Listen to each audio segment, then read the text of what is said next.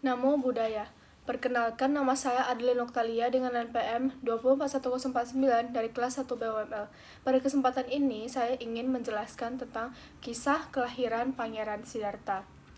Pangeran Siddhartha Gautama dilahirkan pada tahun 623 sebelum Masehi di Taman Lumbini. Ketika itu Ratu Mahamaya berdiri memegang dahan pohon sal. Kelahiran sang pangeran dibarengi kejadian jatuhnya dua arus kecil jatuh dari langit. Yang satu dingin, sedangkan yang lainnya hangat. Arus tersebut membasuh tubuh Siddhartha. Siddhartha lahir dalam keadaan bersih tanpa noda. Bahkan dapat langsung berdiri tegak dan dapat melangkah ke arah utara. Tempat yang dipijatnya tumbuh bunga teratai. Dari kejadian itu, para pertapa di bawah pimpinan Asita Kaladewala meramalkan Pangeran Siddhartha kelak akan menjadi maharaja di raja atau akan menjadi seorang Buddha. Pertapa Kondana dengan pasti meramalkan sang pangeran kelak akan menjadi Buddha. Ramalan tersebut membuat Sri Baginda merasa cemas. Karena apabila sang pangeran menjadi Buddha, tidak ada yang akan mewarisi tahta kerajaannya. Kemudian para pertapa itu berpesan agar sang pangeran jangan sampai melihat 4 macam peristiwa. Jika tidak, ia akan menjadi pertapa dan menjadi Buddha.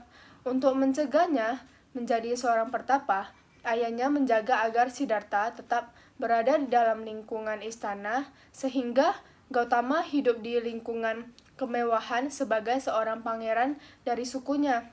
Dilindungi dari dunia luar, diajar oleh para brahmana, serta dilatih dalam bidang penahanan. Keahlian berpedang, gulat, berenang, dan lari. Ketika sudah cukup umur, ia menikah dan mempunyai seorang anak lelaki. Walaupun memiliki segalanya, beliau tidak pernah merasa cukup.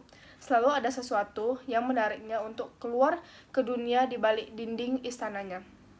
Pada suatu saat, di jalanan Kapilavastu di usianya yang berada di akhir 20-an, ia menemukan 3 hal sederhana. Seorang lelaki yang sakit, seorang lelaki tua, dan mayat yang sedang dibawa ke tempat pembakaran. Tidak ada hal yang mempersiapkannya untuk pengalaman semacam ini selama hidupnya.